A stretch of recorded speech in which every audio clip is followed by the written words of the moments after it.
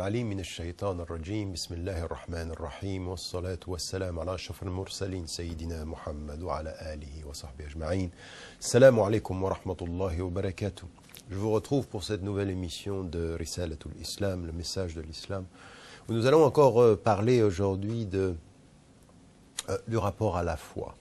Parce que c'est important de réfléchir à ce qu'est la foi, avoir foi en Dieu, c'est-à-dire de croire en lui, de sentir dans son être sa présence, d'avoir de ce point de vue-là une relation tout à fait particulière à la présence du divin dans sa vie. Et puis en même temps, de réfléchir ensemble au degré de la foi. En fait, notre émission aujourd'hui, c'est sur les degrés, les différentes étapes, la nature de la foi. Parce que dire j'ai la foi, toutes les foi ne sont pas de la même qualité. Il y a une foi qui est une reconnaissance de Dieu, et puis il y a des foi de plus en plus profondes qui peuvent être présentes. Et donc même la notion de taqwa, quand Allah subhanahu wa ta'ala il dit « Inna akramakum indallahi atqakum », quand il dit celui qui est le plus digne parmi vous est celui qui a la conscience de Dieu la plus profonde, il y met des niveaux, des qualités, une certaine façon d'être avec Dieu. Et puis vous avez également cette autre formulation que vous avez les Bédouins ont dit nous ont cru.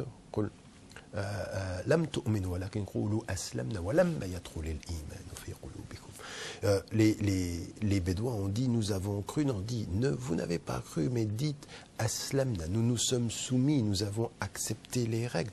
Mais la foi n'est pas encore entrée dans votre cœur. Donc il peut y avoir même une pratique, mais avec peu de foi, et puis il peut y avoir beaucoup de foi, et de plus en plus de foi, et puis une conscience de Dieu et taqwa. Quand le prophète sallam en parle, et que le Coran en parle, c'est une conscience divine qui est, à un moment donné, vous êtes là. Et puis il y a un degré supérieur, comme on le sait, celui du hadith de Jibril alayhi salam qui parle d'al-ihsan, c'est-à-dire cette présence du cœur à Dieu en toutes circonstances. Nous allons y revenir tout à l'heure.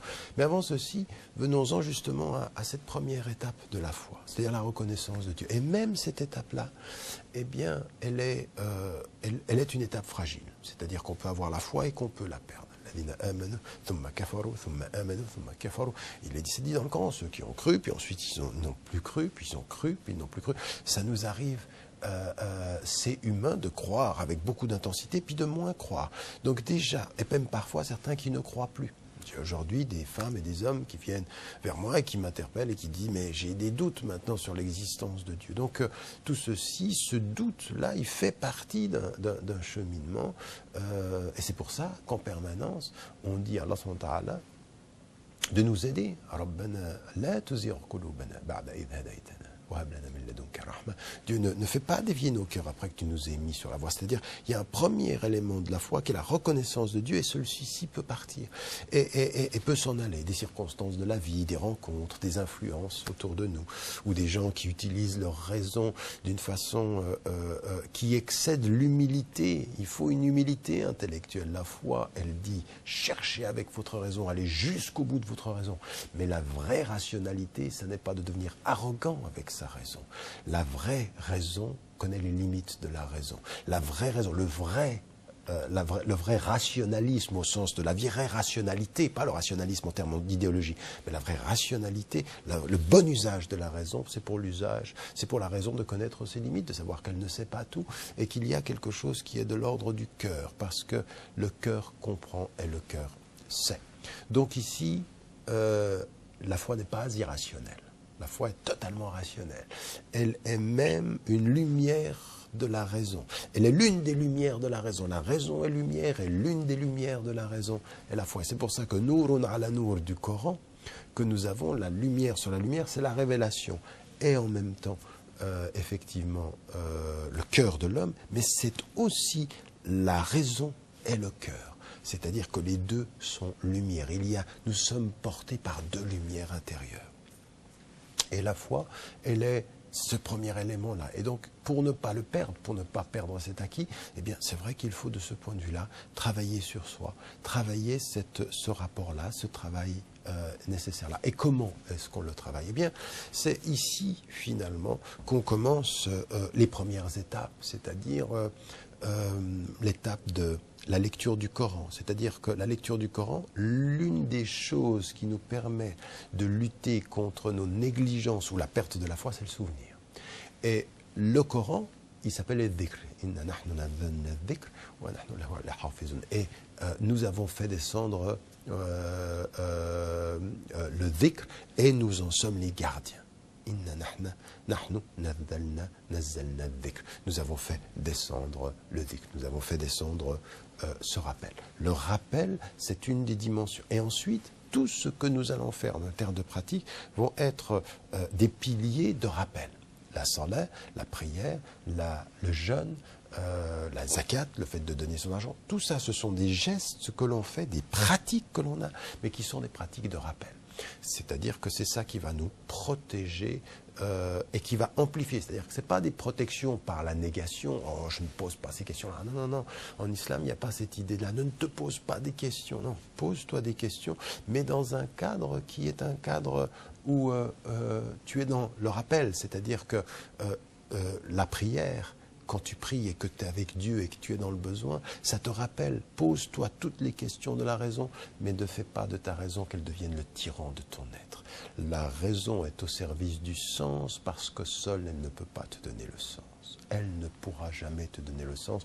Toutes les philosophies du monde se sont arrêtées à cela. Au-delà de la raison, on extrapole, on cherche des possibilités, on imagine, mais pour ce qui nous concerne, la révélation vient nous dire ceci. Donc, ça n'est pas nier les questions de la raison, c'est leur donner une lumière qui soit une lumière de la raison qui connaît ses limites, des questions qui connaissent leurs objectifs, du sens qui se parle à lui-même, c'est-à-dire qui nous protège, le sens de la vie, qui nous dit voilà, ça c'est le sens de la vie. Donc on a un premier élément de cette foi qui va être protégé, qui va être nourri par nos pratiques de ce point de vue-là qui sont importants. Dieu fait descendre le dhikr et qui nous le donne comme un élément qui va être déterminant pour nous et qui va nous protéger de notre propre négligence ou nous protéger de notre propre arrogance. Ça, c'est la première étape. Et une fois qu'on est dans la foi, eh bien, à des moments donnés, on peut dire, chacun d'entre nous, de ceux qui sont croyants et croyants, dit ben, je crois en Dieu.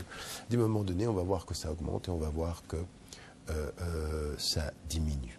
Et là aussi, il faut faire très attention parce que notre vie quotidienne, nos habitudes, quand on s'habitue finalement à vivre d'une certaine façon, ça donne une certaine nature à notre vie et ça place notre foi à un certain niveau d'engagement. Il y en a certains qui se sont habitués à une pratique relative ou même à une attitude, un comportement physique dans la relation avec les gens. On s'habitue à des choses qui ne sont pas totalement en accord avec notre éthique, en termes de pudeur, en termes de sociabilité, en termes de respect de soi, en termes même de toucher. On s'y habitue, puis finalement, tout ceci fait perdre l'intensité de la foi. Il la met simplement, en fait, on peut dire, oui, je crois en Dieu, mais enfin, finalement, au fond, ça n'a pas beaucoup d'impact sur ma vie. Une foi qui n'impacte pas, qui n'a pas d'impact, qui ne change pas un homme, qui n'est pas visible dans le comportement social, le comportement moral, le comportement humain. Pas forcément que nous sommes des anges, mais on sent que la personne peut même faire des fautes, mais elle lutte, elle essaye de s'améliorer. Bien, une foi qui serait une foi passive, une foi décoration, en fait. Parfois, la foi de certains, c'est comme un livre dans une bibliothèque. C'est plein de lumière, c'est plein de savoir, mais ça ne change pas la disposition de la chambre, ça ne change pas la disposition de la bibliothèque. C'est juste un livre, la foi. Et c'est d'ailleurs une formule que l'on trouve dans le Coran avec l'âne qui porte ses livres, qui porte son fardeau d'une certaine façon, mais que ça ne transforme pas. Donc ici, si nous devons penser à ce premier élément-là, c'est comment cette foi nous allons pouvoir la vivre. Et la première étape, eh bien, c'est la compréhension de notre religion, de notre relation à Dieu par le Coran, par la vie du prophète sallam et par les piliers. Ça, c'est un premier élément. Ensuite, il y a quelque chose qui va s'ajouter à cela. en termes de foi, qui va s'ajouter à cette dimension. Donc déjà, on peut perdre la foi ou la garder. Déjà, pour la garder, il faut ceci. Puis ensuite, même dans la pratique, on va s'apercevoir qu'il y a de l'intensité qui peut augmenter. On connaît le propos qui dit « yazidu wa yanqus wa yusaddiquhu al-amal » La foi peut augmenter et diminuer, et ce qui va la confirmer, c'est l'action. Donc, il y a ce qu'il faut faire pour la maintenir, et il y a ce qu'il faut faire pour l'approfondir, pour l'amplifier, pour lui donner plus de densité. Et là, ça va être ce qu'il faut faire, nos actions rituelles, c'est pour la protéger, puis ensuite notre pratique quotidienne dans la sociabilité, dans la générosité, dans le don, ça intensifie. Ça intensifie. Et puis, entre les deux, il y a des pratiques. On sait par exemple que le prophète, quand il reçoit la révélation, la quatrième des révélations, puis ensuite très très rapidement, يا أيها المزمل بعد أعوذ بالله من الشيطان الرجيم بسم الله الرحمن الرحيم يا أيها المزمل قم الليل إلا قليلا نصفه أو زد عليه ورتل القرآن. Cette dimension-là, يا أيها المزمل قم الليل إلا قليلا.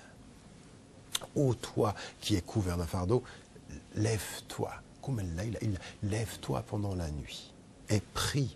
أو زد عليه, c'est-à-dire tu vas ajouter donc tous les premiers versets ici, ce qu'ils sont en train de mettre en évidence, c'est Ya ayyuhal muzammil, ô toi qui est couvert d'un manteau, c'est le début. Lève-toi pendant la nuit, ou et tu peux en retirer un tout petit peu ou en ajouter. Et lit le Coran, récite le Coran. Cette récitation du Coran, elle va être pendant la nuit. Nous allons faire descendre sur toi des paroles lourdes de signification. En fait, ici, le moment de cette nuit va être un moment qui va amplifier la foi. La nuit, elle est plus propice à la prière, elle va apporter plus de signification, en l'occurrence, à ta récitation. Donc ici, en l'occurrence, cette nuit, se lever pendant la nuit, cet effort que l'on fait pour ajouter de la pratique à la pratique, va être un élément qui va faire augmenter la foi. Et donc, en l'occurrence ici, on s'aperçoit que la façon dont on va gérer sa vie, par exemple pendant le mois du Ramadan, on est en rupture pendant sa vie quotidienne, ça va faire augmenter la foi. La prière pendant la nuit, ça va faire augmenter. Le prophète, il arrive à Médine, sallu wa nasu niyam, prier les gens pendant que les gens dorment, ça va faire augmenter la foi.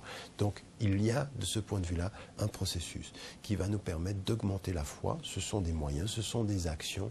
Alors c'est vrai que c'est dans la spiritualité, ça peut être dans l'isolement, mais ça peut être aussi en société, par la façon dont on va servir les pauvres, par la façon dont on va servir ses parents, dans la façon. Toutes ces actions-là font monter la foi. Donc on a des éléments de la foi qui vont se consolider par le rituel et s'approfondir, se densifier par la pratique, par le bon comportement qui fait el khuluq, c'est-à-dire le bon caractère. Inch'Allah, je vous retrouve après la pause et nous poursuivons cette réflexion. Salam alaikum wa rahmatullahi wa barakatuh. Je vous retrouve après cette pause et nous réfléchissions ensemble sur le sens de ces degrés de la foi. Et donc en l'occurrence, il y a ce que l'on sait, ce qui a cette rupture, par exemple, dans notre vie quotidienne. Nous avons des habitudes et on le sait, ce qui est le propre de l'affaiblissement de la foi, ce sont des habitudes qui peuvent ne pas forcément être bonnes, c'est-à-dire les gens qui nous entourent, nos amis, l'environnement, le contexte, la société, des choses que nous avons l'habitude de faire. Et même si nous avons une vie régulière qui soit une vie assez respectueuse, à un moment donné, la foi se délite, la foi s'amoindrit, la foi perd de son intensité. Donc il faut une rupture.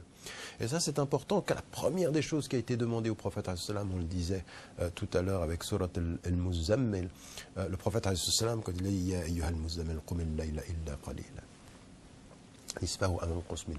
c'est-à-dire la moitié où tu diminues. Ce que nous disions tout à l'heure sur ce verset est très très important. C'est le début de ces versets sont importants, c'est le début de la révélation. Et Allah subhanahu wa ta'ala appelle le prophète à prier pendant la nuit, à rompre avec les habitudes.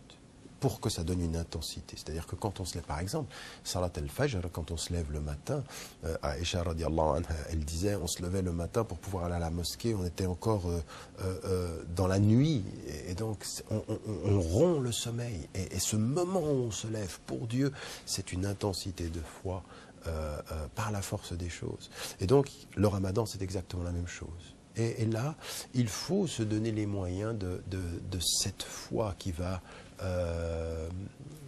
grandir et qui va être déterminante. Ensuite, comme nous l'avons dit, eh bien, il y a la rupture et puis ensuite, il y a la façon d'organiser sa vie. Et ça va être par le bon comportement, ça va être par le travail sur soi permanent qui va permettre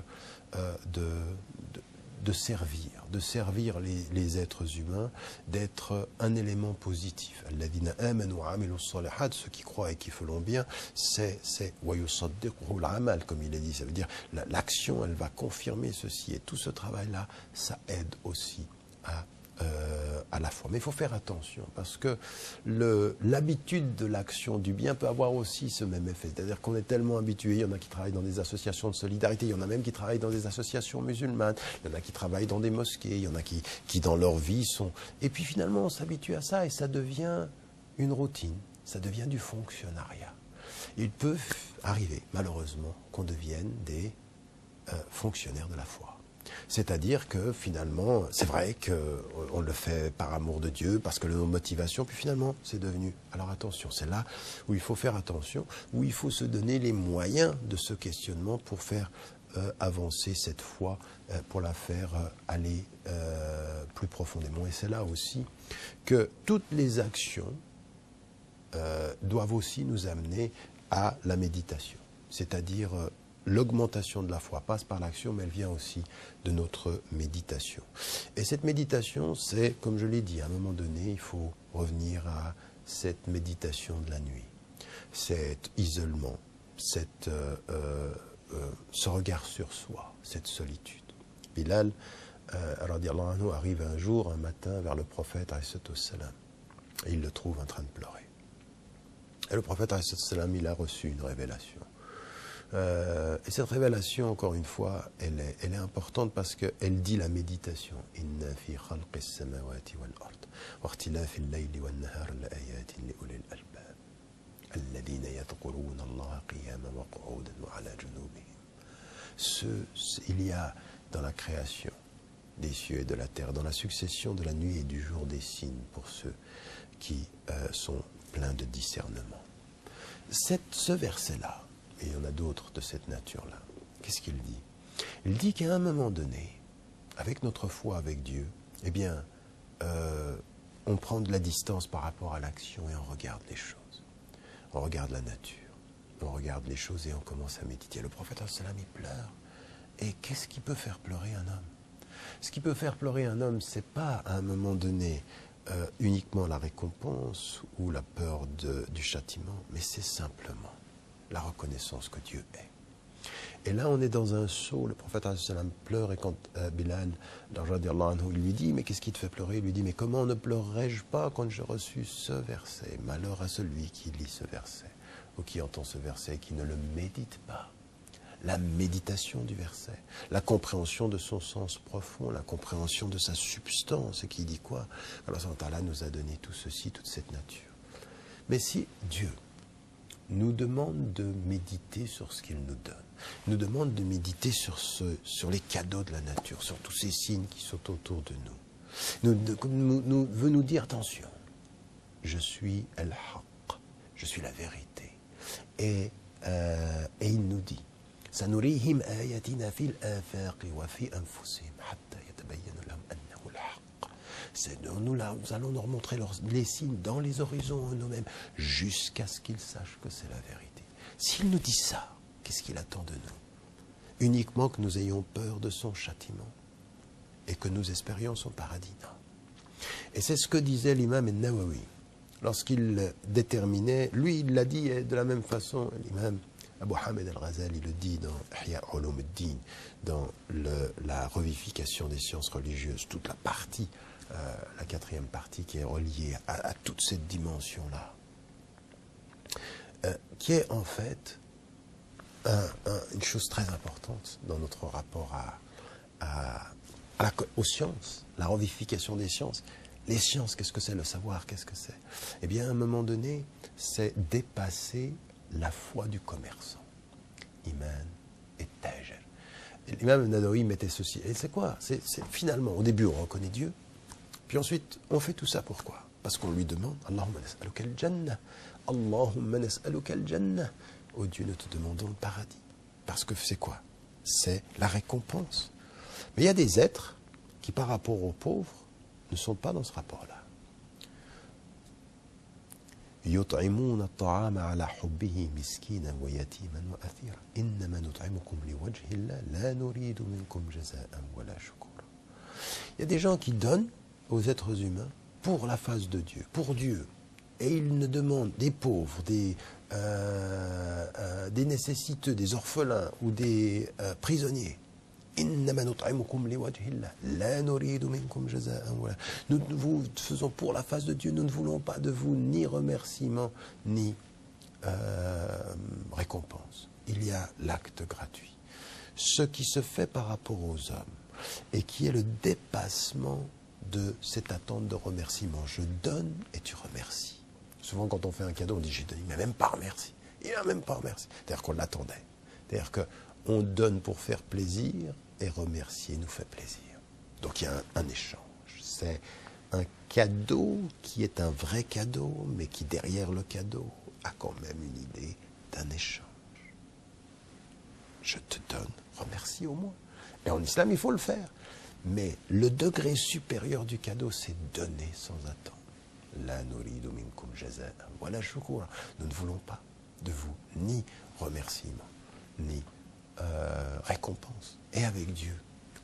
Eh bien, ce que dit l'imam Nawawi, mais qu'on trouve dans toutes les traditions spirituelles, il y a un moment donné où dans notre relation à Dieu, ce qui est l'espérance ultime, ce n'est pas son paradis comme récompense, c'est sa présence comme ultime désir.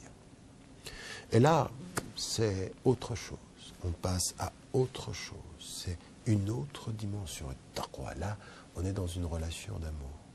Et on l'a dans les invocations. Allahumma matta'na bir-ru'yati ila wajhika al-karim. C'est-à-dire, on veut pouvoir te voir. Notre désir ultime, c'est te voir. Et puis, c'est d'être dans ta présence. Donc, la présence du divin, être avec lui. Et donc, c'est pas simplement je veux nas'aluka al-jannata wa ziyada. Nous te demandons le paradis. Et plus que ça. Qu'est-ce que c'est plus que ça? Qu'est-ce que c'est que plus que le paradis? Puisque dans le paradis, il y a tout ce que je peux imaginer. Ta présence. C'est-à-dire qu'à un moment donné, une foi qui s'approfondit dans la méditation des signes, qui regarde la nature et se souvient de Dieu. Le prophète sallam qui pleure, pas parce qu'on lui parle de l'enfer, non pas parce que... Non, qui pleure parce que ce Coran, il est un poids énorme. Il dit le sens des choses. Regarde, il est un Dieu. Et ce que tu peux espérer de plus, c'est pas la récompense pour le bien que tu fais, c'est sa présence pour l'être de bien que tu es. Donc ici, il faut travailler, et c'est à un moment donné où on dépasse ceci. Et toutes les traditions de Rabbaniya, Kunu Rabbaniyin, c'est ça que ça veut dire, soyez emplis de Dieu. Et l'ihsan, c'est ça. Que tu adores Dieu comme si tu le voyais.